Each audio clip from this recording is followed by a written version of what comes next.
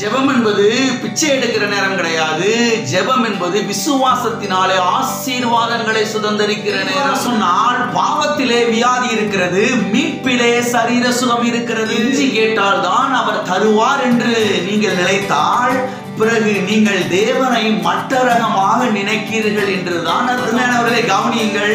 மீட்பிலே பாவ மன்னிப்பும் மோட்சலோகம் போறது மாத்திரமல்ல, அதிலே சரீர சுகமும் அடங்கி இருக்கிறது. விசுவாசம் உங்களுக்கு வெற்றியை கொண்டு வராது. வசனத்தை குறித்த வெளிப்பாடு, சத்தியத்தை குறித்த வெளிப்பாடு தான் உங்களுக்கு வெற்றியை கொண்டு வரும். அருமையானவர்களை கவனியுங்கள். தேவனை அறிகிற அறிவுக்குள்ளே தான் சகலவிதமான ஆசீர்வாதங்கள் நமக்கு அடங்கி இருக்கிறது. அருமையானவர்களே கவனியுங்கள். விசுவாசம் இல்லாமல் ஜெபம் வேலை செய்யாது. ஆனால் ஜெபிக்காமலேயே விசுவாசம் வேலை செய்யும். நாம் கர்த்தருடைய வார்த்தைக்கு செல்லுவோம், திருப்பிக் கொள்வோம். யோவான் எழுதின சுவிசேஷம் 19ஆம் அதிகாரம் 30வது வசனம். இயேசு காடியை வாங்கின பின்பு முடிந்தது என்று சொல்லி தலையை சாய்த்து ஆவியை ஒப்பு கொடுத்தார். தலையை சாய்த்து ஆவியை ஒப்பு கொடுத்தார். கடந்த பல வாரங்களாக கிரைஸ்ட் ஃபார் அஸ், கிறிஸ்து நமக்காக என்கிற இந்த சத்தியத்தை நாம் ஞாயிற்றுக்கிழமை காலை ஆராதனைகளிலே நாம் தியானித்து கொண்டு வருகிறோம். இதிலே முதல் பகுதியாக அநேக காரியங்களை நாம் பார்த்தோம். இப்பொழுது இந்த போதனையின் 2ஆம் பகுதியை நாம் பார்த்து கொண்டு வருகிறோம்.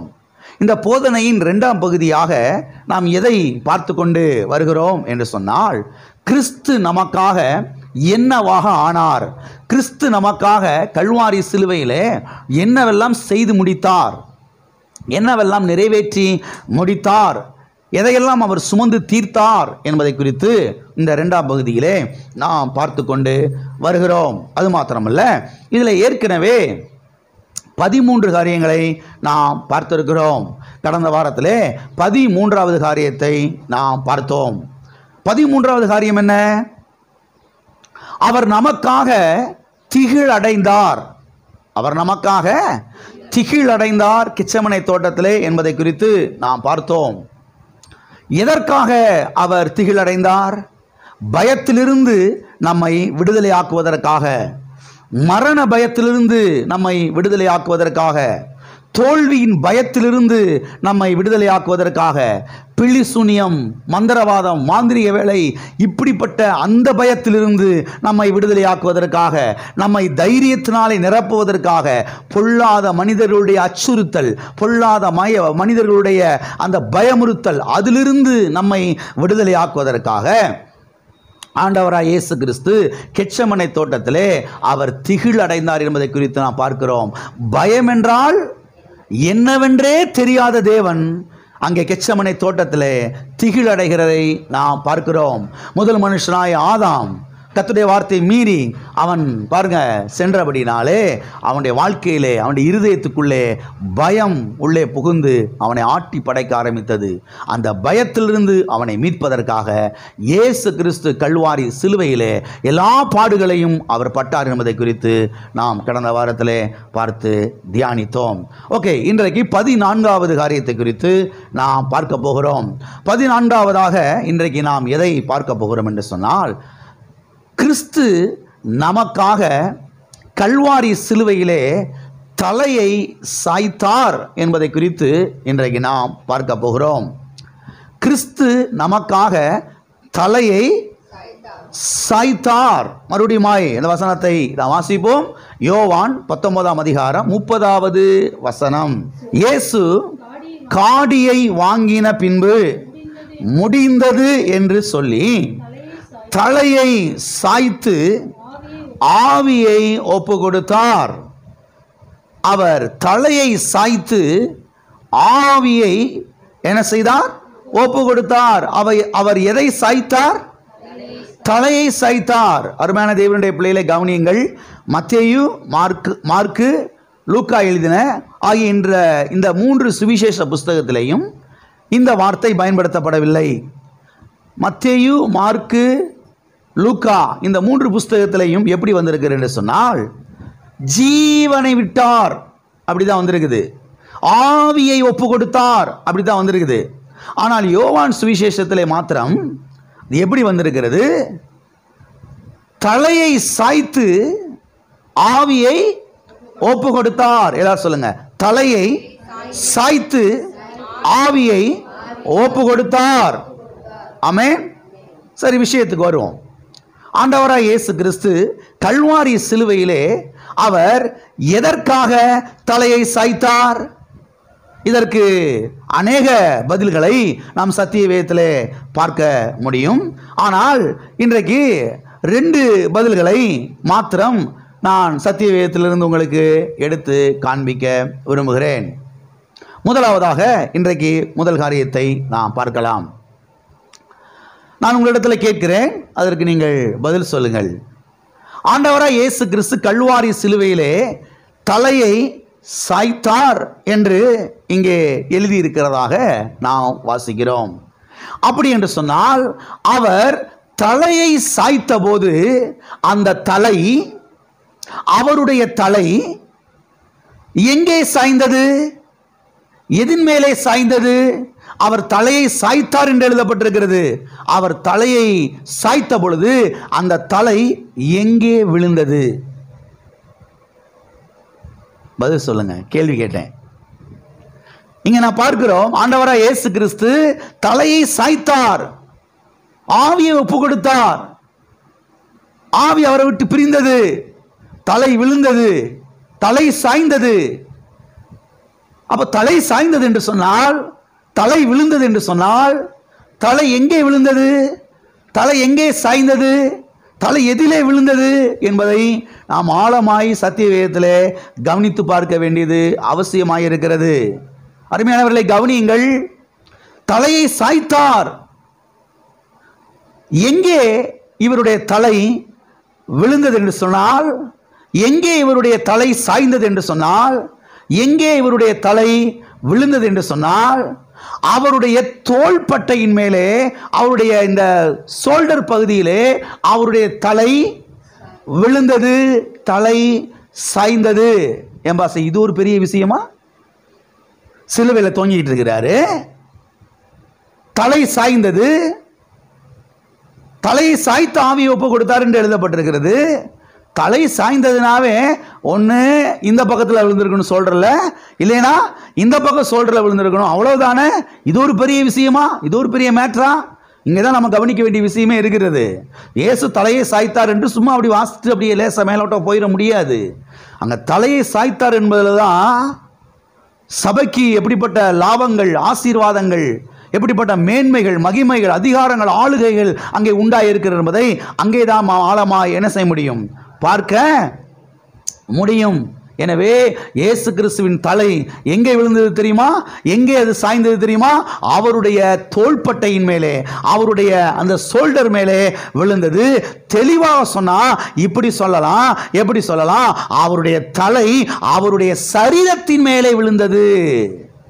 எங்கே விழுந்தது? அவருடைய சரீரத்தின் மேலே விழுந்தது. சரி, அவருடைய சரீரம் என்பது எது? அவருடைய சரீரத்தில் தானே விழுந்துச்சு. சரி, அவருடைய சரீரம் என்பது எது? பாஸ்டர், அங்க அவருடைய சரீரம் தொங்கிக்கிட்டு இருந்துச்சுல, அதுதான் அவருடைய சரீரம். சத்தியத்தை ஆழமாய் கவனிக்க வேண்டும். அவருடைய சரீரம் என்பது எது தெரியுமா? வாசிப்போம். எபேசியருக்கு எழுதின நிருபம் 4ஆம் அதிகாரம் 12வது வசனம்.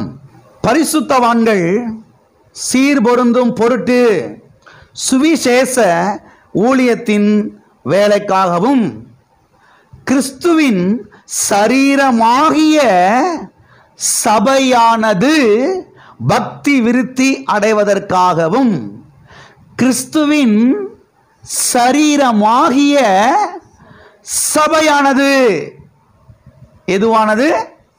கிறிஸ்துவின் சரீரமாகிய சபையானது. அப்ப எது அவருடைய சரீரம்? சபைதான் அவருடைய சரீரம். அங்கே நான் பார்க்கிறோம், இயேசு தலையை சாய்த்து ஆவியை ஒப்பு கொடுத்தார். அப்ப அவருடைய தலை, அவருடைய சரீரம் எங்கே விழுந்தது? எதிலே விழுந்தது? அவருடைய சரீரத்திலே விழுந்தது. சரி, அவருடைய சரீரம் என்பது எது? இங்கே நான் வாசிக்கிறோம், கிறிஸ்துவின் சரீரமாகிய சபையானது. அப்ப சபை என்பது எது? கிறிஸ்துவின் சரீரம். சபைதான் கிறிஸ்துவின் சரீரமாகும். எது அவருடைய சரீரம்? சபைதான் அவருடைய சரீரமாகும். வாசிப்போம், கொலோசியருக்கு எழுதின நிருபம் 1ஆம் அதிகாரம் 24வது வசனம். இப்பொழுது நான் உங்கள் நிமித்தம் அனுபவிக்கிற பாடுகளின் சந்தோஷமடைந்து கிறிஸ்துவினுடைய உபத்திரவங்களில் குறைவானதை அவருடைய சரீரமாகிய சபைக்காக என் மாம்சத்திலே நிறைவேற்றுகிறேன். இங்கே நாம் கவனிக்க வேண்டிய வார்த்தை அவருடைய சரீரமாகிய சபைக்காக. அவருடைய சரீரமாகிய சபைக்காக. எதற்காக? அவருடைய சரீரமாகிய சபைக்காக. அப்ப அவருடைய சரீரம் என்பது எது? எத்தனை விளங்கிருச்சு? அவருடைய சரீரம் என்பது எது? சபை. அவருடைய சபைதான் அவருடைய சரீரம். எல்லாம் சொல்லுங்க, அவருடைய சபைதான் அவருடைய சரீரம். ஆமென். சரி, இப்ப இன்னொரு கேள்வி, அவருடைய சரீரம்தான் அவருடைய சபை என்றால், அவருடைய சபைதான் அவருடைய சரீரம் என்றால், அப்ப அவருடைய சபை என்பது எது? சரீரமாகிய சபையானது. ஓகேவா? அப்ப சபைதான் அவருடைய சரீரம். இப்ப நான் என்ன கேள்வி கேட்கிறேன்னா, சபை என்பது எது? சபை என்பது எது? வாசிப்போம், 1 கொரிந்தியர் 12ஆம் அதிகாரம் 27வது வசனம். நீங்களே கிறிஸ்துவின் சரீரமாயும் தனித்தனியே அவயவங்களாயும் இருக்கிறீர்கள். நீங்கள் யாராய் இருக்கிறீர்கள்? நீங்கள் கிறிஸ்துவின் சரீரமாய் இருக்கிறீர்கள். அப்ப யார் அவருடைய சரீரம்? யார் கிறிஸ்துவின் சரீரம்? நாம் தான் அவருடைய சரீரம். நாம் தான் அவருடைய சரீரமாயிருக்கிறோம். எல்லா கரங்களை வைத்து சொல்லுவோம், மறுபடியும் பிறந்த நான் தான் அவருடைய சரீரம். மறுபடியும் பிறந்த நாங்கள் தான் கிறிஸ்துவின் சரீரமாயிருக்கிறோம். ஆமென். எத்தனை கிளியர் ஆயிடுச்சு? இயேசு தலையை சாய்த்து ஆவியை ஒப்பு கொடுத்தார். இயேசு கிறிஸ்து தலையை சாய்த்தார் என்றால் தலையை எங்க சாய்த்தார்? அவருடைய சரீரத்தின் மேலே சாய்த்தார். சரி, அப்ப அவருடைய சரீரம் என்பது எது? கிறிஸ்துவின் சரீரமாகிய சபையானது. சபைதான் அவருடைய சரீரம். அப்ப சபை என்றால் என்ன? நான் தான் அவருடைய சபை, நாங்கள் தான் அவருடைய சரீரம். மறுபடியும் பிறந்தவர்கள் எல்லாரும் யாருடைய சரீரம்? கிறிஸ்துவின் சரீரமாயிருக்கிறோம். சரி, இப்ப இன்னொரு கேள்வி, நாம் கிறிஸ்துவின் சரீரம் என்றால் அப்ப அவர் யாரு? நாம் எல்லாம் கிறிஸ்துவின் சரீரம்னா அப்ப அவர் யாரு? அவர் தலை, நாம சரீரம். அவர் தலை, நாம சரீரம். கவனிங்க, ஒரு சரீரம் என்று நீங்கள் எடுத்துக்கொண்டால் அதிலே தலையும் இருக்கும் சரீரமும் இருக்கும். தலையே இல்லாத சரீரத்தை பார்த்துருக்கிறீங்களா? போய் சொல்லாம சொல்லுங்க, தலையே இல்லாத சரீரத்தை பார்த்துருக்கிறீங்களா? என்ன ஒருத்தர் இப்படி ஆடுறீங்க, ஒருத்தர் இப்படி ஆடுறீங்க. சரீரமே இல்லாத தலையை பார்த்துருக்கிறீங்களா? வெறும் தலை மட்டும் தான் பாஸ்டர் இருந்துச்சு, சரீரத்தை காணாம பாஸ்டர். வெறும் சரீரம் மட்டும் தான் பாஸ்டர் அங்கே இருந்துச்சு, தலையே காணாம பாஸ்டர். இப்படி ஒரு சரீரத்தைக்கே பார்த்துருக்கிறீங்களா? அப்படி பார்த்தீங்கன்னா கொண்டு போட்டிருப்பாயின்னு அர்த்தம். அது வேற. ஒரு சரீரம் எடுத்துக்கிட்டீங்கன்னா அதில் தலை இருக்குது, ஒரு தலைன்னு எடுத்துக்கிட்டீங்கன்னா அதில் சரீரம் இருக்குது. இப்ப என்ன கேள்வி, யார் தலை யாரு சரீரம்? இயேசு தலையை சாய்த்தார் அப்படின்னா அவர் தலை எங்க சாய்த்தாரு? அங்கதானே கவனிக்கணும். சும்மா மேலோட்டமா இயேசு தலையை சாய்த்தார், ஆவி ஒப்பு கொடுத்தார் போட்டால் ஒன்றும் நமக்கு விளங்காது. அங்கே கடவுள் நமக்காக என்ன செஞ்சு முடிச்சிருக்கிறார் என்பது நமக்கு விளங்காது. அங்கே உண்டாயிருக்கிற ஆசீர்வாதங்கள் நமக்கு விளங்காமல் போயிடும். பாருங்க, அதுக்குத்தான் இந்த நிருபங்களை ஆழமாய் வாசிக்க வேண்டும். மத்தேயு, மார்க்கு, லூக்கா, யோவான் ஆகிய 4 சுவிசேஷ புத்தகத்தை மாத்திரம் வாசித்தால் போதாது. சபைக்கு எழுதப்பட்ட, யாருக்கு எழுதப்பட்ட? யார் சபை? நாம தான் சபை. சபை என்பது இந்த 4 சவர் கிடையாது, செங்கக்கல் கிடையாது, பில்டிங் கிடையாது, டியூப்லைட்டும் ஃபேன் ஏசியும் கிடையாது. சபை என்பது யார்? நீங்களும் நானும் தான் சபை. கிறிஸ்துவின் சரீரமாகிய சபையானது. ஆமென். அப்ப அங்கே தலையை சாய்த்தார் என்றால் எங்கே தலையை சாய்த்தார்? சபையின் மேலே, சரீரத்தின் மேலே அவர் தலையை சாய்த்தார் என்பது தெளிவாய் நமக்கு விளங்குகிறது. எனவே சத்தியவேதம் தெளிவாய் நமக்கு சொல்லுகிறது, அவர் தலை, நாம் அவருடைய சரீரமாயும் அவருடைய சரீரத்தின் அவயவங்களாயும் இருக்கிறோம் என்று. ஆமென். இப்ப சரீரத்தை எடுத்துக்கிறோம். ஒரு சரீரம் எடுத்துக்கிட்டா தலை இருக்குது, தலைன்னு எடுத்துக்கிட்டா சரீரம் இருக்குது. இப்போ அந்த பாடி இல்லையா, பாடி ஆஃப் கிரைஸ்ட் இல்லையா, அந்த சரீரம். இப்போ சரீரம்னு எடுத்துக்கிட்டிங்கன்னா சரீரத்தில் வெறும் கண்ணு மட்டும் இருக்காது, சரீரத்தில் வெறும் காது மட்டும் இருக்காது, சரீரத்தில் வெறும் பல்லு மட்டும் இருக்காது, சரீரத்தில் வந்து வெறும் மூக்கு மாத்திரம் இருக்கவே இருக்காது. சரீரத்தில் அநேக அவயவங்கள் இருக்கிறது. ஆமென். எல்லாம் இருக்கிறீங்களா? அதான் சத்தியம் தெளிவாய் சொல்லுகிறது, அவருடைய சரீரத்தின் அவயவங்களாயும் நீங்கள் என்ன செய்கிறீர்கள்? இருக்கிறீர்கள். எனவே சத்தியம் தெளிவாய் சொல்லுகிறது, அவர் தலை, நாம் அவருடைய சரீரமாகவும் அவருடைய சரீரத்தின் அங்கமாயும் அவயவமாயும் இருக்கிறோம் என்று சத்தியம் தெளிவாய் நமக்கு சொல்லுகிறது. வாசிப்போம். எபேசியர் 1ஆம் அதிகாரம் 23வது வசனம். எல்லாவற்றையும் எல்லாவற்றாலும் நிரப்புகிறவருடைய நிறைவான சரீரமாகிய சபைக்கு அவரை எல்லாவற்றுக்கும் மேலாக தலையாக தந்தருளினார். சபைக்கு தலையாக தந்தருளினார். அப்ப சபைக்கு தலையாரு? கிறிஸ்து. தலையாகிய கிறிஸ்துவுக்கு சரீரம் எது? நாம் எல்லாரும். ஆமென்.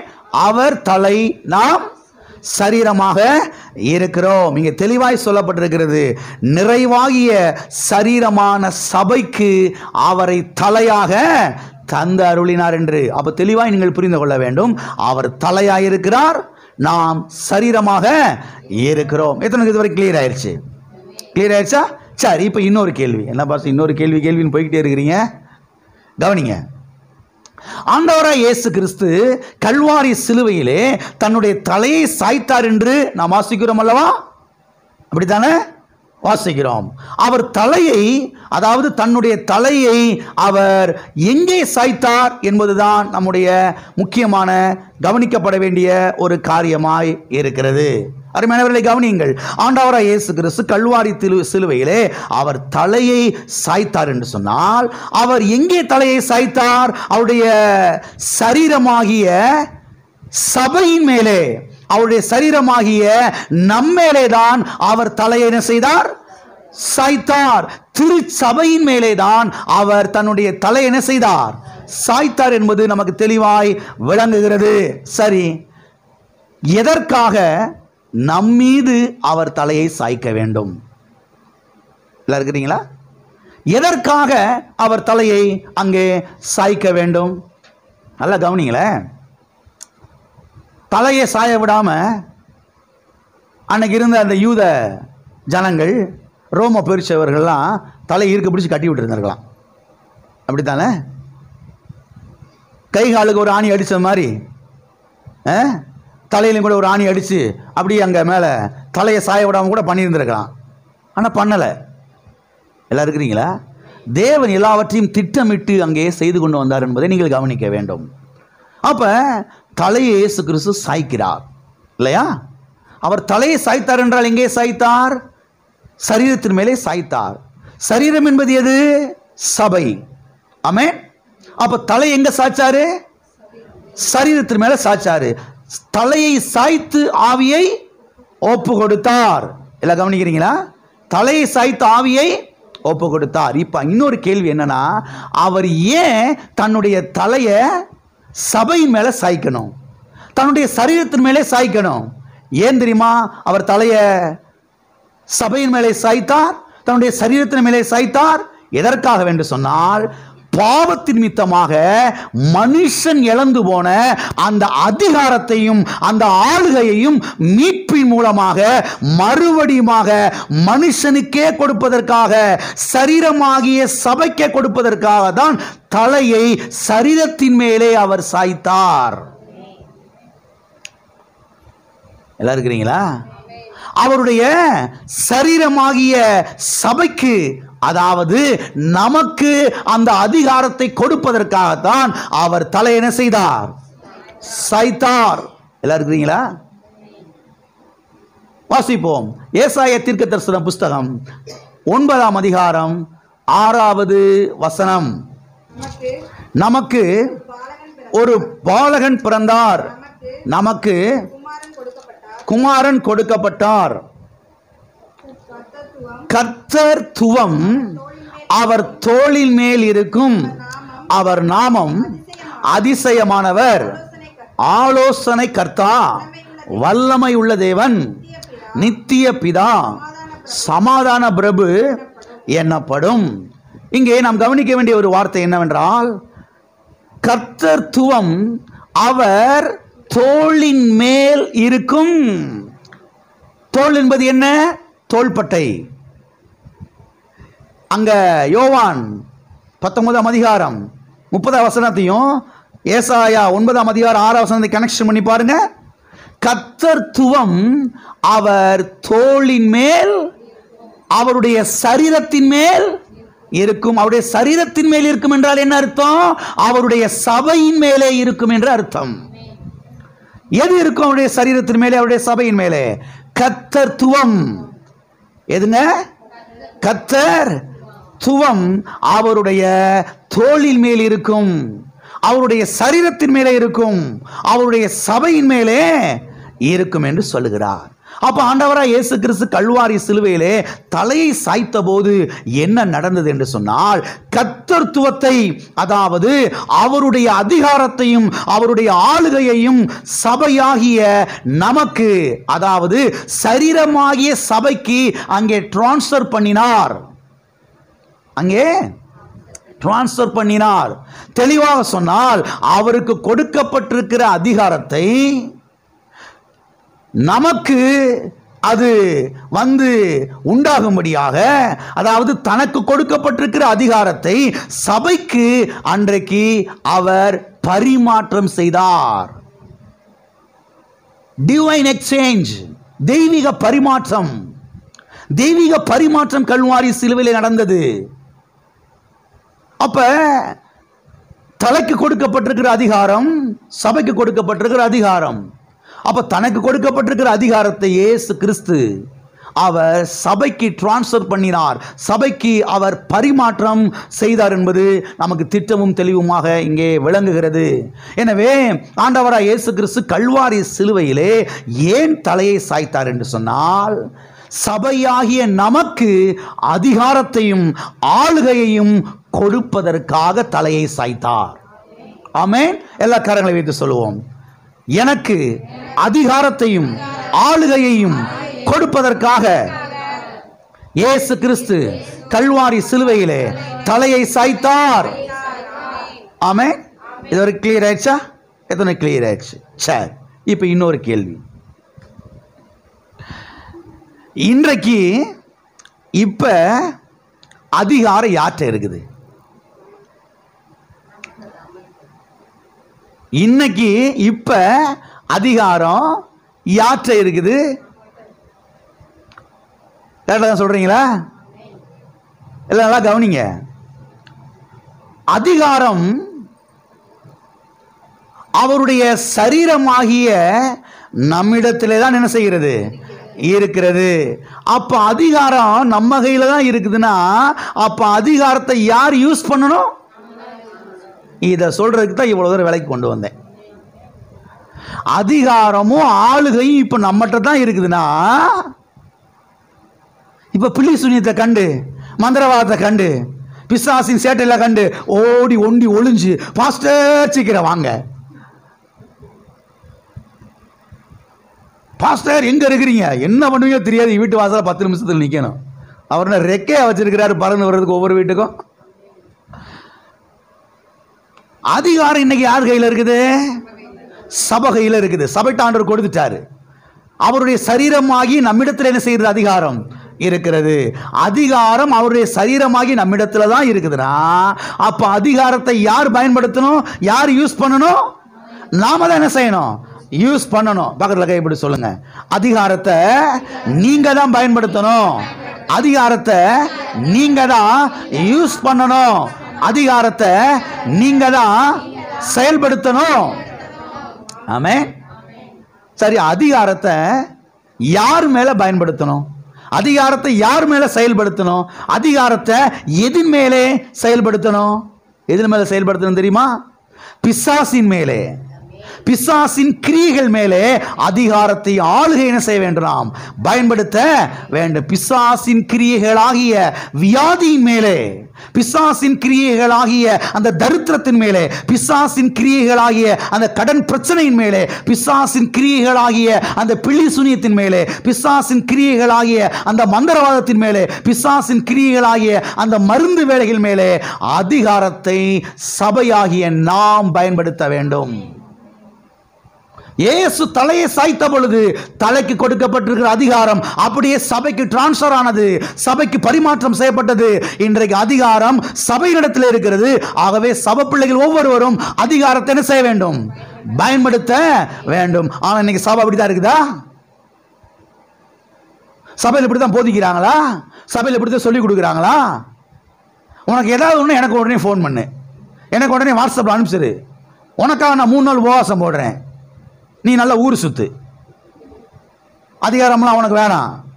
அது பாட்டுக்கு பேய் பிசாசு ஒன்னி அடிச்சு போட்டுச்சுன்னா பாவம் நீ பச்சை பிள்ளை, எப்படிலாம் சொல்லி கொடுத்து அவங்கள உட்கார வச்சிருக்காங்க பாருங்க கீழே. எப்போ பாஸ்டருக்கு எப்படிப்பட்ட அதிகாரம் இருக்குதோ அதே அதிகாரம் தான் சபையில் இருக்கிற விசுவாசிகளுக்கு இருக்குது. இதை சொல்லி கொடுக்கறதே கிடையாது. அவங்கள பாருங்க, நீ உட்காரு, இப்போ சாட்டில் உட்கார, அவளுக்கு ஒன்றும் தெரியாது, எனக்கு கூப்பிடு, நான் வர்றேன். என்னங்க, சபையில் இருக்கிற எல்லாருக்கும் தானே கர்த்தர் அதிகாரத்தை கொடுத்துருக்கிறாரு. ஆமென். சபையில் இருக்கிற எல்லாருக்கும் தான் அதிகாரம் கொடுத்துருக்கிறாரு. இந்த அதிகாரம் பாஸ்டுக்கு நல்லா வேலை செய்யும்னா, சபையில் இருக்கிற எல்லாருக்கும் நல்லா வேலை செய்யும் தான் உண்மை. ஆமென். அப்போ நீங்க என்ன செய்யணும்? அதிகாரத்தை பயன்படுத்த வேண்டும். அப்ப இயேசு தலையை சாய்த்த பொழுது தலைக்கு கொடுக்கப்பட்டிருக்கிற அத்தனை அதிகாரமும் யாருக்கு வந்துருச்சு?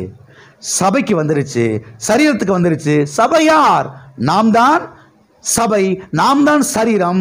இப்ப அதிகாரம் நம்மகிட்ட இருக்கிறனால இப்ப அதிகாரத்தை யார் தான் பயன்படுத்தணும்?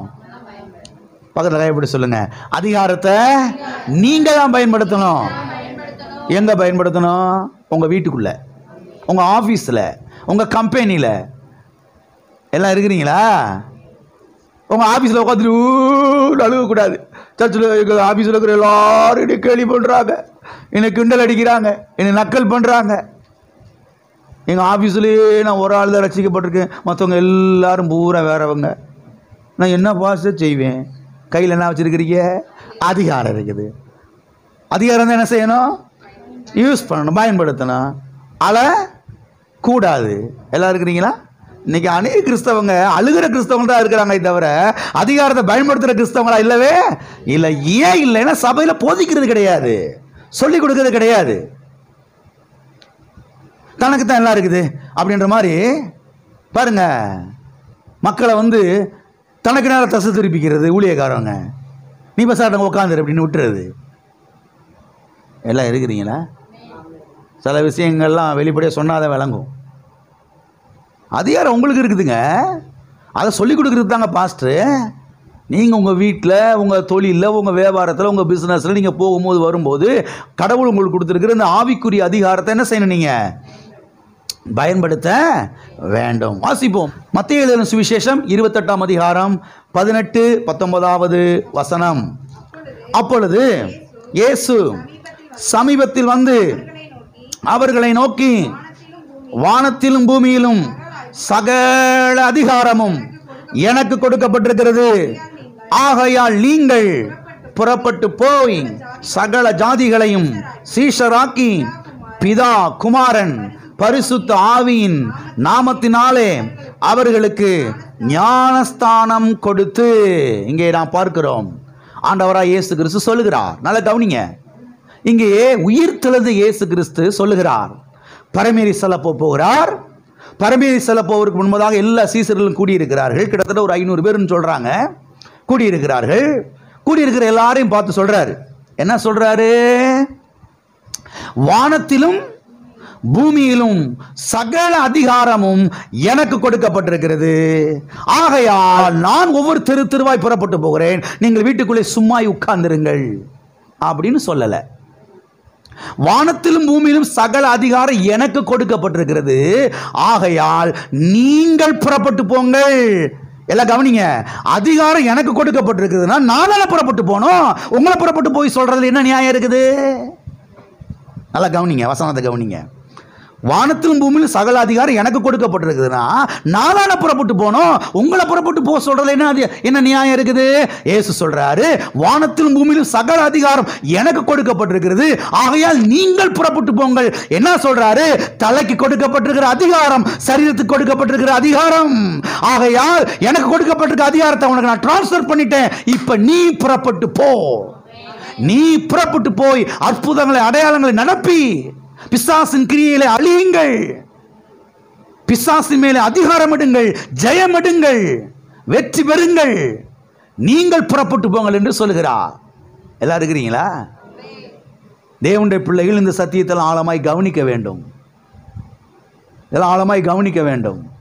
ஆண்டவர் சொல்லுகிறாரு, வானத்திலும் பூமியிலும் சகல அதிகாரம் எனக்கு கொடுக்கப்பட்டிருக்கிறது.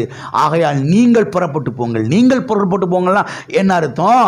எனக்கு கொடுத்திருக்கிற அதிகாரத்தை கல்வாரி சிலுவையின் மூலமாக நான் ஆதாம் இழந்த அந்த அதிகாரத்தை இப்போ மீட்டு எடுத்திருக்கிறேன். அந்த ஆளுகை மீட்டு எடுத்திருக்கிறேன். இப்போ மறுபடியுமாய் சபைக்கே நான் கொடுக்கிறேன். நீங்கள் என்ன செய்யுங்க? புறப்பட்டு போய் இந்த அதிகாரத்தை ஒவ்வொரு தேசத்திலையும், ஒவ்வொரு பகுதியிலையும், ஒவ்வொரு பட்டணத்திலேயும், ஒவ்வொரு பட்டி தொட்டியிலையும், உங்களுடைய வாழ்க்கையிலையும் என்ன செய்யுங்கள்? இந்த அதிகாரத்தை நீங்கள் புரோகியுங்கள், இதை பயன்படுத்துங்கள், இதை செயல்படுத்துங்கள் என்று ஆண்டவர் இங்கே தெளிவாய் சொல்லுகிறார். எத்தனைக்கு புரிந்தது இந்த வசனத்தினுடைய அர்த்தம்? எனக்கு கொடுக்கப்பட்டிருக்கிற அதிகாரம், உங்களுக்கு கொடுக்கப்பட்டிருக்கிற அதிகாரம், தலைக்கு கொடுக்கப்பட்டிருக்கிற அதிகாரம், சரீரமாகிய சபைக்கு கொடுக்கப்பட்டிருக்கிற அதிகாரம். எனவேதான் நீங்கள் புறப்பட்டு போங்கள் என்று கர்த்தர் சொல்லுகிறார். எனவே அதிகாரம் அவருடைய சரீரமாகிய சபையினிடத்திலே தான் இருக்கிறது. எனவேதான் இந்த அதிகாரத்தை நாம் என்ன செய்ய வேண்டும்? பயன்படுத்த வேண்டும். பக்கத்தில் கைப்பற்றி சொல்லுங்க, அதிகாரம் உங்க கையில் இருக்குது. ஆகையால் நீங்கள் பயன்படுத்துங்கள். ஆமென். வீட்டுக்குள்ள சல் சல்னு சவுண்டு கிடைச்சு பாஸ்டர். வீட்டுக்குள்ள சலக்கு சலக்குன்னு கேட்டுச்சு பாஸ்டர். எனக்கு வயிறே கலங்கிருச்சு பாஸ்டர். அதிகாரம் எங்க போச்சு? இப்ப அதிகாரம் யார் கையில் இருக்குது? பாஸ்டர் என்னமோ ஒரு கருத்து வரும், அப்படி கிராஸ் பண்ணிச்சு பாஸ்டர். டக்குன்னு எனக்கு ஒரு மாதிரி ஆயிடுச்சு பாஸ்டர். அதிகாரம் எங்க இருக்குது? அதிகாரம் எங்க இருக்குது? தொலைச்சுட்டீங்களா? இல்லை பீரோக்குள்ள எதுவும் ஒழிச்சு வச்சுட்டீங்களா? இல்லை ஃப்ரிட்ஜுக்குள்ள எதுவும் வச்சுட்டீங்களா? பத்திரமா அது குளிர்ச்சி அடையட்டும் அப்படின்னு சொல்லிட்டு அதிகாரம் எங்க போச்சு? கண் திறந்து பார்க்க வேண்டிய இந்த சத்தியங்கள் எல்லாம். இயேசு ஏன் தலையை சாய்த்தார்? அதனுடைய அர்த்தம் என்ன? அதனுடைய விவரம் என்ன? ஏன் இயேசு தலையை சாய்க்க வேண்டும்? அவர் தலையை சாய்த்த பொழுது தலை எங்கே விழுந்தது? சரீரத்தின் மேலே விழுந்தது. சரீரம் என்பது எது? சபை. அப்ப சபைக்கு இன்றைக்கு அதிகாரம் என்ன செய்யப்பட்டிருக்கிறது? கொடுக்கப்பட்டிருக்கிறது. சபையில் இருக்கிற ஒவ்வொருவரும் இந்த அதிகாரத்தை என்ன செய்ய வேண்டும்? பயன்படுத்த வேண்டும். வியாதி வரும் பொழுது அந்த வியாதியின் மேல் அதிகாரத்தை என்ன செய்ய வேண்டும்? பயன்படுத்த வேண்டும். ஆமென். எல்லாம் இருக்கிறீங்களா? தீமைகள் எழும்பும் பொழுது அந்த தீமையின் மேல் அதிகாரத்தை பயன்படுத்த வேண்டும். பொல்லாத மனிதர்கள் உங்கள் குடும்பத்துக்கு விரோதமாக எழும்பும் பொழுது இந்த அதிகாரத்தை என்ன செய்ய வேண்டும்? பயன்படுத்த வேண்டும். இன்னும் பல காரியங்கள் இந்த அதிகாரத்தை என்ன செய்ய வேண்டும்? பயன்படுத்த வேண்டும். இயேசுவின் நாமத்தினாலே இந்த வியாதி வேரோடு பட்டு போக முடியாய் நான் கட்டளையிடுகிறேன். இயேசுவின் நாமத்தினாலே இந்த கடன் பிரச்சனை வேரோடு பட்டு போக முடியாய் கட்டளையிடுகிறேன். இயேசுவின் நாமத்தினாலே இந்த பொல்லாத மனிதர்கள் எல்லாம் ஓடி போக முடியாய் கட்டளையிடுகிறேன். இயேசுவின் நாமத்தினாலே உன் பக்கத்தில் 1000 பேரும் உன் வலது பக்கத்தில் 10,000 பேர் விழுந்தாலும் அது உன்னை அணுகாதுன்னு சொன்னீங்களா ஆண்டவரே. உனக்கு விரோதமாய் ஒரு வழியாய் புறப்பட்டு வருவார்கள், 7 வழியாய் ஓடி போவார்கள் என்று சொன்னீரே கர்த்தாவே. ஆமென். அதிகாரத்தை எப்படி பயன்படுத்தணும் பாருங்க. இயேசு நாமத்தினாலே என் குடும்பத்துக்கு விரோதமாய் திறக்கப்படுகிற இந்த நாவை இயேசு நாமத்தை நான் கட்டுகிறேன். கட்டவும் அவிழ்க்கவும் எனக்கு அதிகாரம் கொடுத்திருக்கிறீர். இயேசு நாமத்தினாலே குறிப்பிட்ட இந்த நாவை வாயை கட்டி போடுகிறேன். இயேசு நாமத்தினாலே இந்த நாவுகள் கட்டப்பட்டு போவதாக. என் குடும்பத்துக்கு விரோதமாய் செயல்படுகிற வாயை திறக்கிற இந்த நாவுகள் கட்டப்பட்டு போவதாக. இப்படி அதிகாரத்தை என்ன செய்ய ஆரம்பிக்கணும்? ஓன்னு உட்காந்து அழுதுகிட்டுன்னு செய்யக்கூடாது. பக்கத்தை கைப்பிடிச்சலுங்க. ஓன்னு உட்காந்து அழாதீங்க, அதிகாரத்தை பயன்படுத்துங்க. ஆமென். ஆண்ட்ரூ ஊமக் என்கிற பிரசங்கியார் சொல்றாரு பாருங்க.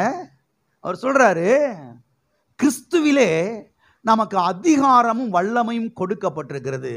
இந்த அதிகாரத்தையும் வல்லமையையும் நாம் தான் பயன்படுத்த வேண்டும் என்று அவர் சொல்லுகிறார். கிறிஸ்துவிலே கிறிஸ்துவுக்குள் இருக்கிற ஒவ்வொருவருக்கும் அதிகாரமும் வல்லமையும் கொடுக்கப்பட்டிருக்கிறது. இந்த வல்லமையை நாம் தான் என்ன செய்ய வேண்டும்? பயன்படுத்த வேண்டும். எத்தனை பேர் கிறிஸ்துவுக்குள்ள இருக்கிறீங்க? எத்தனை பேர் புது சிருஷ்டியா இருக்கிறீங்க? அப்ப கர்த்தர் உங்களுக்கு அதிகாரத்தையும் வல்லமை என்ன செஞ்சிருக்கிறாரு? கொடுத்திருக்கிறாரு. இப்ப இந்த அதிகாரத்தையும் வல்லமையும் என்ன செய்யறீங்க? பயன்படுத்த வேண்டும். இந்த அதிகாரமும் வல்லமையும் பயன்படுத்துகிற ஒரு இடத்த இந்த உலகத்தில் நீங்கள் பார்த்துருக்கிறீங்களா? எங்கேயாவது பார்த்துருக்கிறீங்களா? எத்தனை ஒரு போலீஸ்கார் பார்த்துருக்கிறீங்க? இப்போ சொல்கிறேன் கவனிங்க. போலீஸ்கார் பார்த்துருக்கிறீங்களா? போலீஸ்கார் அங்கே அந்த 4 முச்சந்தில் நடுவில் நிற்பார். கையில் என்ன வச்சுருப்பாரு? பெரிய லத்தி குச்சி வச்சுருப்பார். சரிங்களா? ஸ்டாப்னு சொல்லுவார், நிற்கணும். இங்கிட்டு காய காட்டுவார், இங்கிட்டு காய காட்டுவார், எல்லாம் கரெக்டாக நிற்கணும். ஏதாவது மக்கர் பண்ண என்ன பண்ணுவார்? இப்போ லத்தியை வச்சு என்ன செய்வார்? அடிக்க வருவார். அவங்க எல்லாம் ஒரு 10-15 பேர் சேர்ந்துட்டு இவர் அடிக்க வந்துட்டாங்கன்னா என்ன பண்ணுறது? அதுக்கு தான் இடுப்பில் துப்பாக்கி இருக்குது. என்ன இருக்குது? அதுக்கு பேர் தான் வல்லமை. என்னது? எடுத்து ஒரு போடு போட்டா 25 பேர் 30 பேர் என்ன செஞ்சிருவான்? எல்லாம் கரெக்டா ஒழுங்கா எல்லாம் ஒழுங்காயிருவான். கர்த்தர் சொல்றாரு, உனக்கு அதிகாரம் மாத்திரம் இல்ல வல்லமையும் கொடுத்திருக்கிறேன். அதிகாரத்தை பயன்படுத்த வேண்டிய இடத்துல அதிகாரத்தை என்ன செய்ய? பயன்படுத்து. ஆளுகையை பயன்படுத்த வேண்டிய இடத்துல வல்லமையை பயன்படுத்த வேண்டிய இடத்துல வல்லமை என்ன செய்ய? பயன்படுத்து. கிறிஸ்துவிலே நமக்கு அதிகாரமும் வல்லமை என்ன செய்யப்பட்டிருக்கிறது? கொடுக்கப்பட்டிருக்கிறது. எனவே கல்வாரியின் மூலமாக இயேசு கிறிஸ்து கல்வாரி சிலுவையிலே சரீரத்தின் மேலே தலையை சாய்த்ததின் மூலமாக இன்றைக்கு நமக்கு உண்டாயிருக்கிற அந்த அதிகாரத்தை நாம் தான் என்ன செய்ய வேண்டும்? பயன்படுத்த வேண்டும். பயப்பட கூடாது. பயமே ஒருவேளை உள்ள இருந்தாலும் பயத்தை வெளியே காட்டக்கூடாது. இந்த ஆண்ட்ரூ இருக்கின்ற பிரசங்கியார் சொல்றாரு, எனக்கு உள்ள பயம் இருக்கும், ஆனால் வெளியே காமிச்சுக்கிற மாட்டேன். சில சமயங்களில் சில காரியத்தை பார்க்கும்போது எனக்கே ஒரு மாதிரி ஆயிரும். ஆனால் நான் ரொம்ப தைரியசாலி மாதிரி பயத்தை வெளியில் காமிச்சுக்கிறாம நின்னுக்கிறேன். நின்றுட்டு இயேசு நாமத்தினாலே பிசாசை உன்னை எதிர்த்து நிற்கிறேன். இயேசு நாமத்தில் பிசாசை உன்னை கடிந்து கொள்ளுகிறேன். இயேசு நாமத்தில் அந்த வியாதியை நான் கடிந்து கொள்ளுகிறேன், அதட்டுகிறேன்னு சொல்லி பாருங்க. அவர் தன்னைத்தானே தைரியப்படுத்தி கொண்டு பேசுவாரா பாருங்க. சொல்றாரு அவரு, அந்த பிசாசெல்லாம் ஓடியே போயிடும், அந்த வியாதியெல்லாம் ஓடியே போயிடும், சுகமானதை நான் பார்த்துருக்கிறேன், விடுதலையானதை நான் பார்த்துருக்கேன்னு சொல்றாரு. ஆகவே உங்களுக்கு ஒருவேளை பயம் உள்ள இருக்கிற மாதிரி இருந்துச்சுன்னா கூட பயப்படுற மாதிரி என்ன செய்யாதீங்க, காட்டாதீங்க, தைரியமா நில்லுங்க. கர்த்தர் உங்க கூட என்ன செய்யறாரு? இருக்கிறார். வானத்தையும் பூமியும் படைத்த கர்த்தர் உங்க கூட இருக்கிறார். ஆமென். வாசிப்போம். லூக்கா எழுதின சுவிசேஷம் 9ஆம் அதிகாரம் 1வது வசனம். அவர் தம்முடைய 12 சீஷர்களையும் வரவழைத்து சகல பிசாசுகளையும் துரத்தவும் வியாதி உள்ளவர்களை குணமாக்கவும் அவர்களுக்கு வல்லமையும் அதிகாரமும் கொடுத்து. எதையும் கொடுத்து? வல்லமையும் அதிகாரமும் கொடுத்து. எதுக்காக கொடுத்து? இங்கே சொல்லப்பட்டிருக்கிறது, சகல பிசாசுகளையும் துரத்தவும், சகல வியாதிகளையும் குணமாக்கவும். எல்லாம் சொல்லுங்க, சகல பிசாசுகளையும் துரத்தவும், சகல வியாதிகளை குணமாக்கவும். இந்த வசனம் மத்தேயு, மார்க்கு, லூக்கா சுவிசேஷங்களில் வருகிறது. அங்கே நோய்கள் என்றெல்லாம் மொழிபெயர்க்கப்பட்டிருக்கிறது. அப்ப எதையும் கர்த்தர் கொடுத்திருக்கிறாரு? வல்லமையும் அதிகாரம். எல்லாம் சொல்லுங்க, வல்லமையும் அதிகாரமும் எனக்கு கொடுக்கப்பட்டிருக்கிறது. சரி, எதற்காக கர்த்தர் கொடுத்திருக்கிறாரு? இங்கே சொல்லப்பட்டிருக்கிறது, சகல பிசாசுகளை துரத்தவும். எத்தனை பிசாசு பாஸ்டர்? ஏதோ ஒரு 2-3 பிசாசு போகும், ஆனா சகல பிசாசும் போகும்னா எப்படி பாஸ்டர்? அதெல்லாம் கர்த்தர் என்ன சொல்லியிருக்கிறாரு? சகல பிசாசுகளை துரத்தவும். பாஸ்டர் உங்களுக்கு தெரியாது, அது மலையாள பிசாசு, அது ஆந்திரா பிசாசு பாஸ்டர்.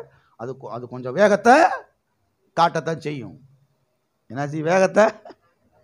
கர்த்தர் சொல்றாரு, அது ஆந்திரா பிசாசா இருக்கட்டும், மலையாள பிசாசா இருக்கட்டும், தமிழ்நாட்டு பிசாசா இருக்கட்டும், கன்னட பிசாசா இருக்கட்டும், அது அமெரிக்கா பிசாசா இருக்கட்டும், ஆப்பிரிக்கா பிசாசா இருக்கட்டும், ஆஸ்திரேலியா பிசாசா இருக்கட்டும், அத்தனை பிசாசின் துரத்துறதுக்கு நான் உனக்கு அதிகாரம் கொடுத்திருக்கிறேன், வல்லமையை கொடுத்திருக்கிறேன். ஆமென்.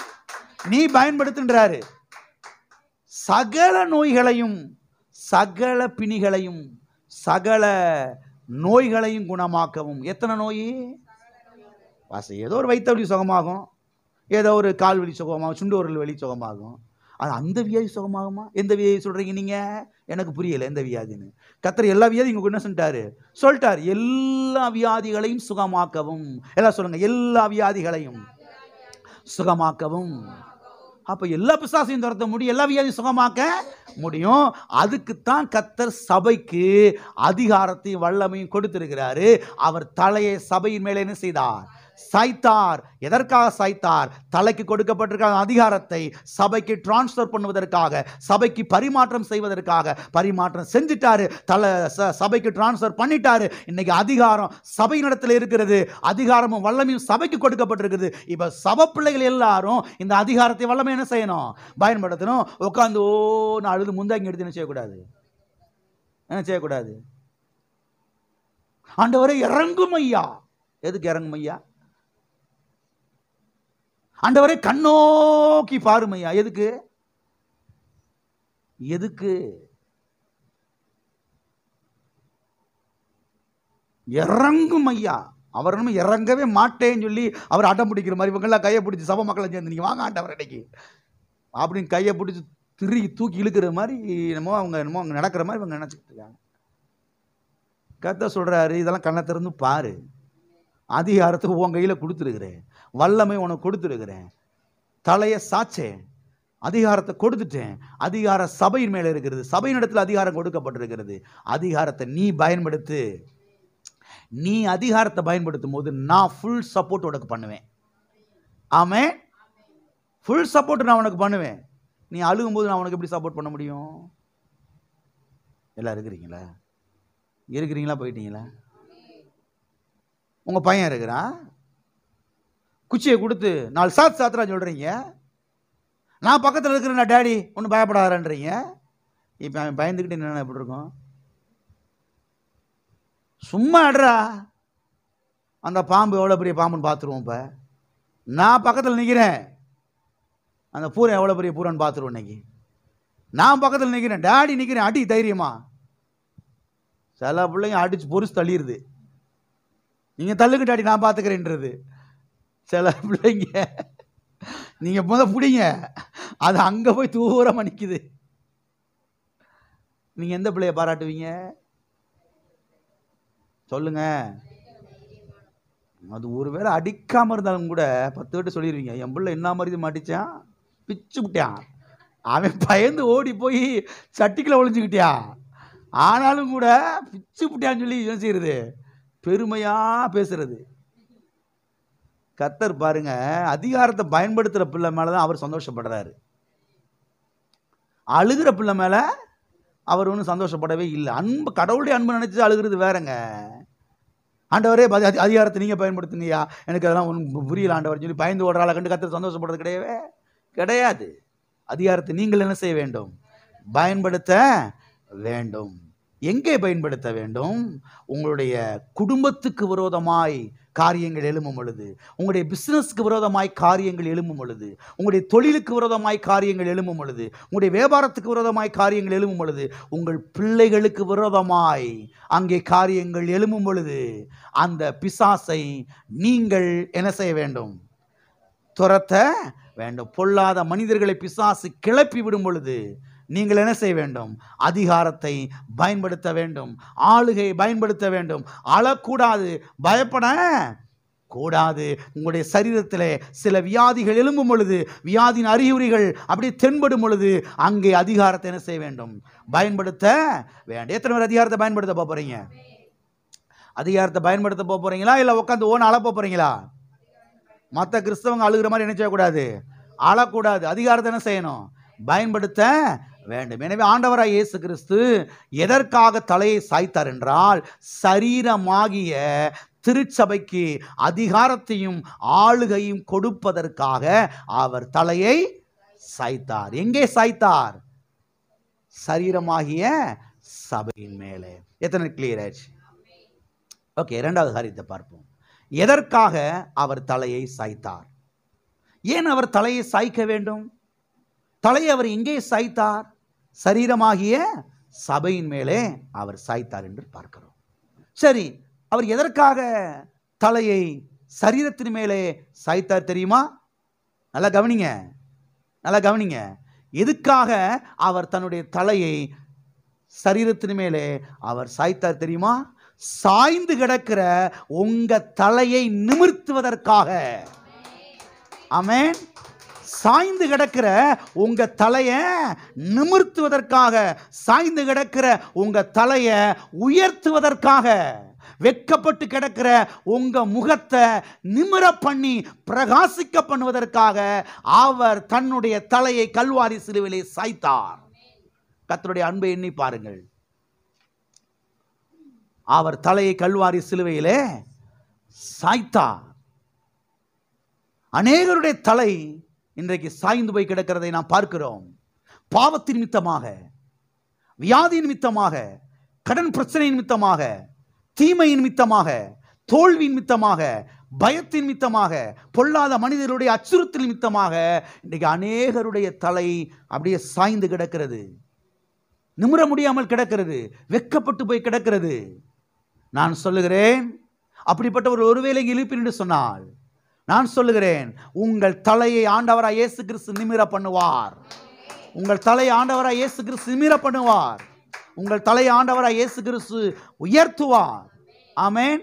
வெட்கப்பட்டு போய் கிடக்கிற, தலை குனிந்து போய் கிடக்கிற, அவமானப்பட்டு போய் கிடக்கிற, தலை காட்ட முடியாமல் ஒளிந்து கிடக்கிற உங்கள் தலையை ஆண்டவராய் இயேசு கிறிஸ்து அவர் நிமிர பண்ணுவார், உயர்த்துவார், பிரகாசிக்க பண்ணுவார்.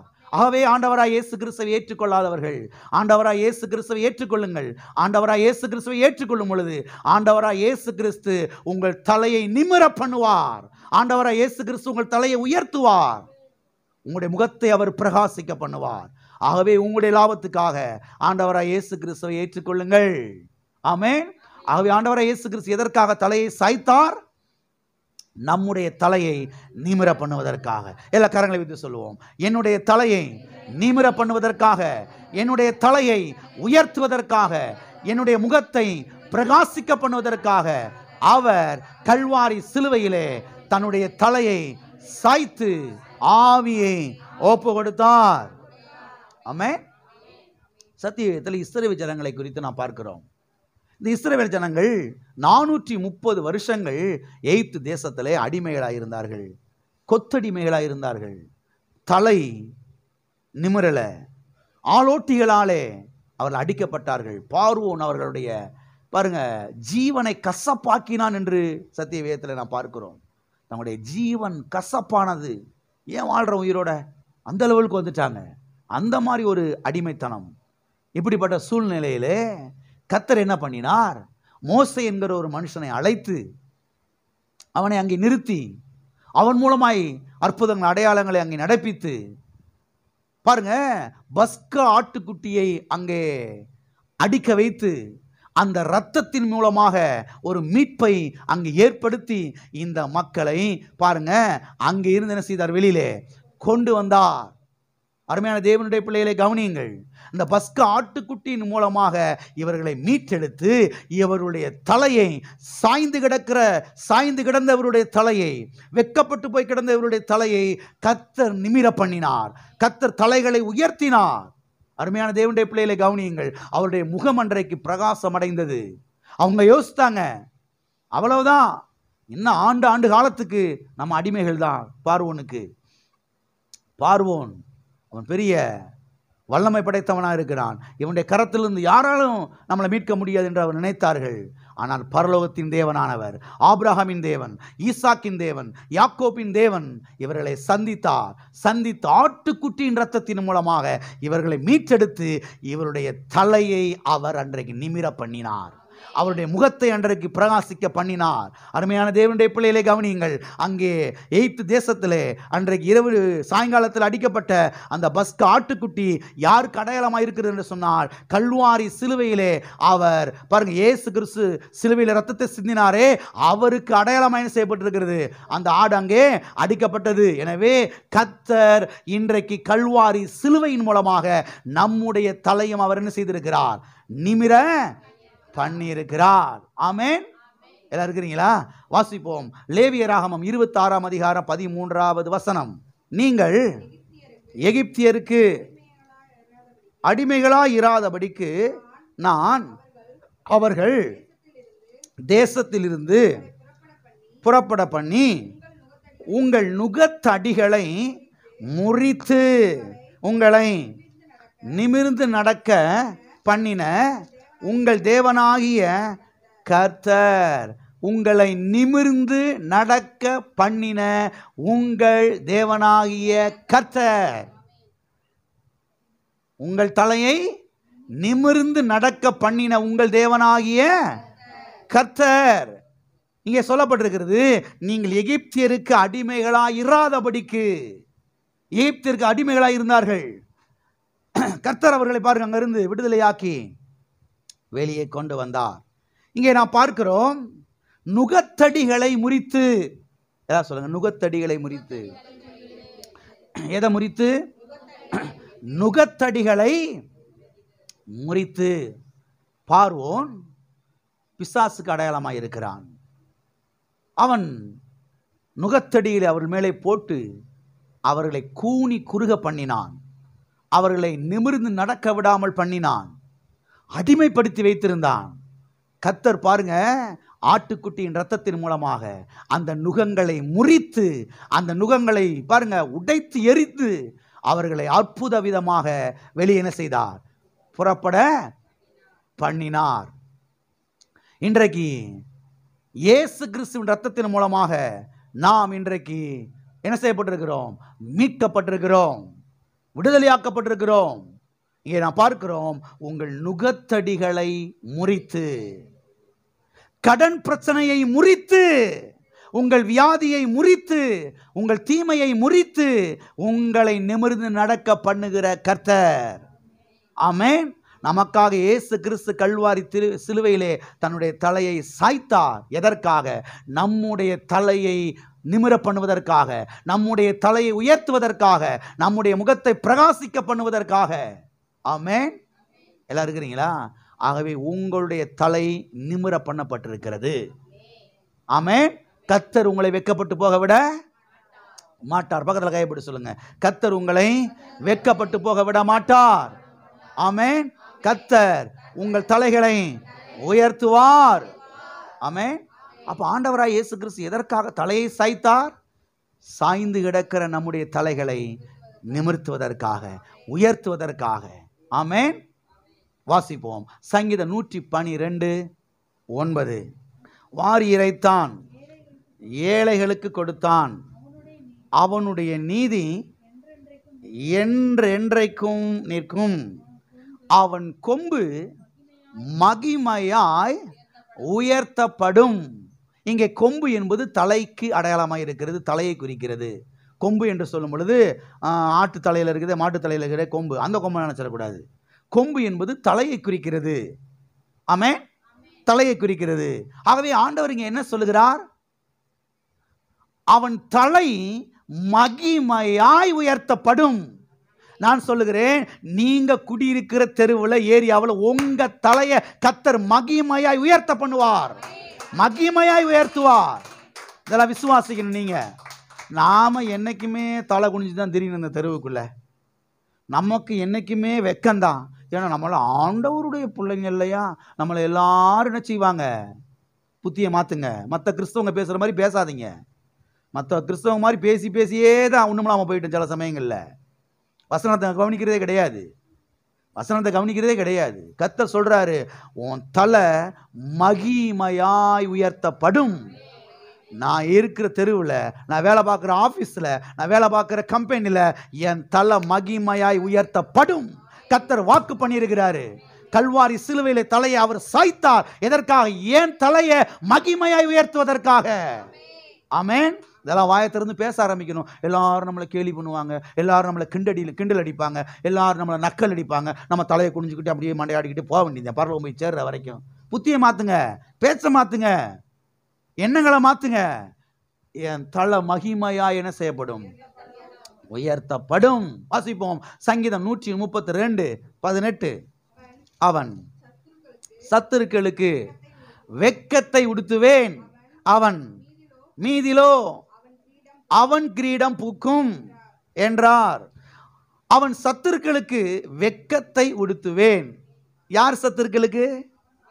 உங்களுக்கு எதிராக வேலை பார்க்குறான் பாருங்க, உங்களுக்கு எதிராக செயல்படுறான் பாருங்க, உங்க குடும்பத்துக்கு குழிய தோன்றான் பாருங்க, உங்க குடும்பத்தை அழிக்க நினைக்கிறான் பாருங்க, உங்க குடும்பத்தை தெருவில் கொண்டு வந்து அநேகருக்கு முன்பா கேவலப்படுத்தி நினைக்கிறான் பாருங்க. அவனுக்கு என்ன எதை உடுத்துவேன்? அவனுக்கு எதை உடுத்துவேன்? அவனுக்கு வெட்கத்தை, அவமானத்தை செய்வேன், உடுத்துவேன். உன் மீதிலோ கிரீடம் பூக்கும். எல்லாம் இருக்கிறீங்களா? எல்லா கரங்களை வைத்து சொல்லுவோம், என் சத்துருக்களுக்கு கர்த்தர் வெட்கத்தை உடுத்து வைக்கிறார், என் மீதிலோ கிரீடம் பூக்கிறது. ஆமென். இதெல்லாம் பேசணும். எங்க சொந்தக்காரர்கள் எல்லாரும் ஒன்று கூடி ஒரு மாதிரியா பாடுபடுத்துறாங்க. பாஸ்டர் என்ன செய்யலாம் பாஸ்டர்? இந்த வசனத்தை பிடிங்கன்னு சொல்றேன், இந்த வாக்குத்தத்தத்தை பிடிங்கன்னு சொல்றேன். இயேசு கல்வாரி சிலுவையில் என்ன செஞ்சாருன்றத கவனிங்கன்னு சொல்றேன். இயேசு தலையை சாய்த்தார். எதற்காக? என்னுடைய தலையிலே கிரீடம் பூப்பதற்காக. ஆமென். எல்லாம் மறுபடியும் சொல்லுவோம், கர்த்தர் என் சத்துருக்களுக்கு வெட்கத்தை உடுத்து வைக்கிறார், என் மீதிலோ கிரீடம் பூக்கிறது. ஆமென். வாசிப்போம் சங்கீதம் 20:8. அவர்கள் முறிந்து விழுந்தார்கள், நாங்களோ எழுந்து நிமிர்ந்து நிற்கிறோம். அவர்கள் முறிந்து விழுந்தார்கள், நாங்களோ எழுந்து நிமிர்ந்து நிற்கிறோம். ஏன் நாங்கள் எழுந்து நிமிர்ந்து நிற்கிறோம்? ஏனென்று சொன்னால், நாங்கள் இயேசு நாமத்தை குறித்து மேன்மை பாராட்டுகிறோம். அவருடைய கல்வாரியை குறித்து, அவருடைய இரத்தத்தை குறித்து, அவருடைய காயங்களை குறித்து, அவருடைய முள்முடியை குறித்து, அவருடைய சிலுவையை குறித்து நாங்கள் மேன்மை பாராட்டுகிறபடினாலே நாங்கள் எழுந்து நிமிர்ந்து என்ன செய்கிறோம்? நிற்கிறோம். அவர்கள் முறிந்து விழுந்தார்கள். யார் முறிந்து விழுந்தார்கள்? எங்களுக்கு எதிராய் செயல்பட்டவர்கள், எங்கள் குடும்பத்துக்கு எதிராய் வந்தவர்கள் முறிந்து என்ன செய்தார்கள்? விழுந்தார்கள். எனவே கல்வாரியை குறித்து மேன்மை பாராட்டுங்கள், அவருடைய இரத்தத்தை குறித்து மேன்மை பாராட்டுங்கள். நீங்கள் எழுந்து நிமிர்ந்து நிற்பீர்கள். ஆமென். நீங்கள் தாழ்ந்த நிலையில் என்ன செய்ய மாட்டீர்கள்? இருக்க மாட்டீர்கள். அருமையான தேவனுடைய பிள்ளைகளை கவனிங்கள். நீங்கள் தாழ்ந்த நிலையில இருப்பது தேவனுடைய திட்டம் அல்ல. நீங்கள் தவழ்ந்து கொண்டு தரையிலே கிடப்பது தேவனுடைய திட்டம் அல்ல. நீங்கள் தலை குனிந்து தெருவுக்குள்ளே திரிவது தேவனுடைய திட்டம் அல்ல. நீங்கள் தலை நிமிர்ந்து நிற்பதுதான் தேவனுடைய திட்டம். ஆமென். இது பிசாசுடைய உலகம் பாஸ்டர், இது பொல்லாத மனிதருடைய உலகம் பாஸ்டர், இங்கெல்லாம் வாழ்றதே கஷ்டம் பாஸ்டர். இங்க நம்ம எப்பயுமே என்ன செய்ய வேண்டியது? அடிமை மாதிரியே இடுப்புல துண்டை கட்டிக்கிட்டு செருப்பு அவுத்து போட்டுக்கிட்டு இப்படி. ஐயா, யார் சொன்னது? கர்த்தர் சொன்னாரா? ஆண்டவர் சொன்னாரா? வசனத்தை கவனிங்க, கர்த்தருடைய வார்த்தை கவனிங்க, கர்த்தருடைய வார்த்தை கவனிங்க. அவர்கள் எழுந்து நிமிர்ந்து என்ன செய்வார்கள்? நிற்பார்கள். பக்கத்தை கைப்பிடி சொல்லுங்க, நீங்க எழுந்து நிமிர்ந்து நிற்பீர்கள். இயேசுவை குறித்து மேன்மை பாராட்டுங்கள். ஒரு வசனத்தை வாசித்து முடிக்க போகிறோம். ரொம்ப அற்புதமான வசனம். போன வருஷத்தில் அந்த வசனங்கள் அப்படி வாசிட்டே வரும்பொழுது இந்த வசனத்தை அப்படியே எனக்கு கர்த்தர் ஃபோக்கஸ் பண்ணி காமிச்சார். ரொம்ப அற்புதமாக அந்த வசனத்து மூலமாக என் கூட பேசினார். அந்த வசனத்தை உங்களுக்கு வாசித்து காமிக்க நான் விருப்பப்பட்டேன். வாசிப்போம். சங்கீதம் 27:6. இப்பொழுது என் தலை என் சுற்றிலும் இருக்கிற என் சத்துருக்களுக்கு மேலாக உயர்த்தப்படும். அது நிமித்தம் அவருடைய கூடாரத்திலே நான் ஆனந்த பலியிட்டு கர்த்தரை பாடி அவரை கீர்த்தனம் பண்ணுவேன். எல்லாம் கவனிக்கிறீங்களா? இப்பொழுது என் தலை என்னை சுற்றிலும் இருக்கிற என் சத்துருக்களுக்கு மேலாக உயர்த்தப்படும். இப்பொழுது இன்னைக்கு சாயங்காலத்துக்குள்ள உங்க தலை உயர்த்தப்படும். இயேசு நாமத்துல நான் சொல்றேன், இன்னைக்கு சாயங்காலத்துக்குள்ள உங்க தலை உயர்த்தப்படும். ஆமென். இப்பொழுது உங்க தலை உங்க சத்துருக்களுக்கு மேலாக, உங்க தலை எல்லா சத்துருக்கும் கீழாக மிதிப்பட்டு கிடக்குன்னு சொல்லி கர்த்தர் சொல்லல. எல்லா சத்துருக்கும் பார்க்கிறான், கீழே விழுந்துருவானான்னு சொல்லி கர்த்தர் சொல்றார். எல்லா சத்துருக்களுக்கு மேலாக ஓன் தலையை நான் உயர்த்துவேன். அதுக்காக தான் கல்வாரி சிலுவையில் ஏன் தலையை என்ன செஞ்சேன்? நான் சாய்த்தேன். இயேசு நாமத்திலே நான் சொல்லுகிறேன், உங்க தலை உங்க சத்துருக்களுக்கு மேலாக உயர்த்தப்படும். பக்கத்தில் கைப்பிடி சொல்லுங்க, உங்க தலை இப்பொழுது இன்றைக்கு இந்த நாட்களிலே உங்கள் சத்துருக்களுக்கு மேலாக உயர்த்தப்படும். ஆமென். உயர்த்தப்படும். இதெல்லாம் ஆழமா விசுவாசிக்கணும். எல்லாரும் நம்மளை போட்டு மிதிப்பாங்க, எல்லாரும் நம்மளை போட்டு துவட்டி எடுத்துருவாங்க. நம்ம ஊரை காலி பண்ணிட்டு ஓட வேண்டியதான். ஊரை விட்டு காலி பண்ணி ஓட வேண்டியதானாவா? கர்த்தர் சொல்றாரு, இப்பொழுது உன் தலை உன் சத்துருக்களுக்கு மேலாக உயர்த்தப்படும். உன் சத்துருக்கள் பார்ப்பாங்க, எங்கடா கீழே விழுந்துருவான்னு நினைச்சோம், ஒண்ணுமுழுவான் போயிடுவான்னு நினைச்சோம், ஓடி போயிடுவான்னு நினைச்சோம், உயர்ந்துட்டானே மேல, இன்னமும் உயரப்ப போறேன். என் தலையை உயர்த்துகிற கர்த்தர் என் கூட இருக்கிறாரு. ஆமென். எல்லாம் இருக்கிறீங்களா? எல்லாம் இருக்கிறீங்களா? போயிட்டீங்களா? நல்ல மேய்ப்பர் கூட இருக்கிறாரு. நல்ல மேய்ப்பர். இந்த சங்கீதம் 23 குறித்து நான் போதித்த போது இதெல்லாம் நான் சொல்லியிருப்பேன், விலைக்கு சொல்லியிருப்பேன். இந்த மேய்ப்பன் ஆட்டுக்குட்டியே அப்படியே காட்டுக்குள்ளே ஓட்டிட்டு போவாராம் பாருங்க சாப்பிட்றதுக்கு. இந்த துஷ்ட மிருகங்கள்லாம் அங்கிட்டு இங்கிட்டு புதற்குள்ள ஒளிஞ்சிருக்குமா பாருங்க. சிங்கம், புலி, கரடி எல்லாம் அப்படியே ஆன்னு பார்த்துக்கிட்டு உட்கார்ந்துருக்குது. ஆன்னு எச்சியை வடியை விட்டுட்டு ஆன்னு பார்க்குது. இந்த மெய்ப்பன் அசர மாட்டாரா, ஒரு ஆடை போட்டு தள்ளுவோன்னு சொல்லி ஆன்னு பார்த்துக்கிட்டு இருக்குது. இந்த ஊரில் இருக்கிறாருல மேய்ப்பர், அவர் வேணா அசருவார். எத்தனைக்கு புரியுது? இந்த மேய்ப்பர் அசையவே மாட்டாரு. நீ வாழ்நாளெல்லாம் எச்சி தொங்க போட்டு ஆன்னு பார்த்துக்கிட்டே இருக்க வேண்டியதான். ஏன்னா என் மேய்ப்பர் என் கூட இருக்கிறாரு, எனக்காக ஜீவனை கொடுத்த மேய்ப்பர் என் கூட இருக்கிறாரு. அவர் என்னை பாதுகாத்து நடத்துவார், என் தலையை அவர் உயர்த்துவார். ஆமென்.